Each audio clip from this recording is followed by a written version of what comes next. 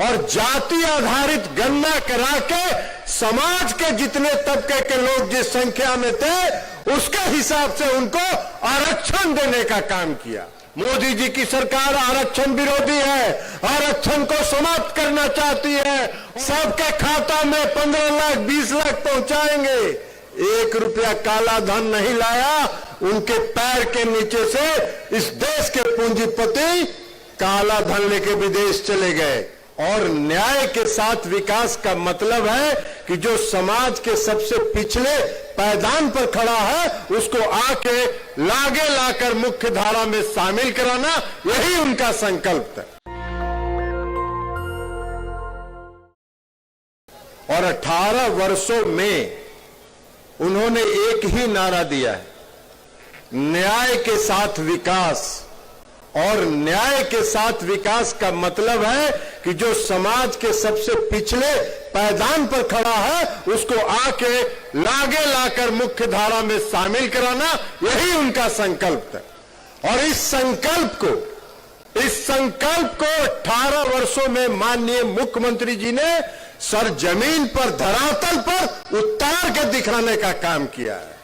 आप बाकी तो बातें छोड़ दीजिए, समाज के हर तबके के लिए, किन तबकों के लिए क्या किया वो माननीय मुख्यमंत्री जी बोलेंगे, उस पर चर्चा करेंगे। लेकिन अभी ताजा बिहार में केंद्र सरकार की इच्छा के विपरीत जाकर सभी दलों के समर्थन से माननीय मुख्यमंत्री जी ने बिहार में जाति आधारित गणना कराया। और जाति आधारित गणना करा के समाज के जितने तबके के लोग जिस संख्या में थे उसके हिसाब से उनको आरक्षण देने का काम किया।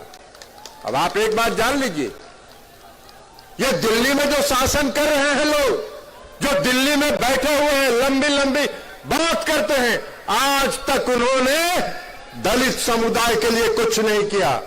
2014 में उन्होंने वादा किया, 2014 में उन्होंने वादा किया 2 करोड़ लोगों को रोजगार देंगे। अगर 2 करोड़ लोगों को रोजगार प्रतिवर्ष दिए होते तो बिहार के भी दलित समुदाय के 10-20 लाख लोगों को रोजगार मिला होता। एक रोजगार 9 वर्षों में उन्होंने नहीं देने का काम किया। कहे कि 15 लाख रुपया काला धन लाएंगे, सबके खाता में 15 लाख 20 लाख पहुंचाएंगे। 1 रुपया काला धन नहीं लाया, उनके पैर के नीचे से इस देश के पूंजीपति काला धन लेके विदेश चले गए।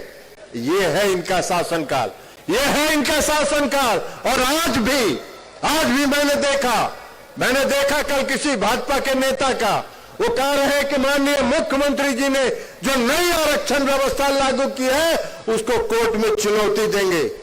आरक्षण विरोधी है केंद्र की सरकार, मोदी जी की सरकार आरक्षण विरोधी है, आरक्षण को समाप्त करना चाहती है। और मुख्यमंत्री नीतीश कुमार जी जिसकी जितनी आबादी है उसको उतनी हिस्सेदारी देने के लिए कृत संकल्पित है। तो इसलिए आपको तय करना है, सजग रहना है और 2024 के चुनाव में भाजपा मुक्त देश का निर्माण करना है, भाजपा को इस देश से बाहर निकालना है और आरक्षण व्यवस्था और जो गरीबों का हक है उस हक को कायम रखना है।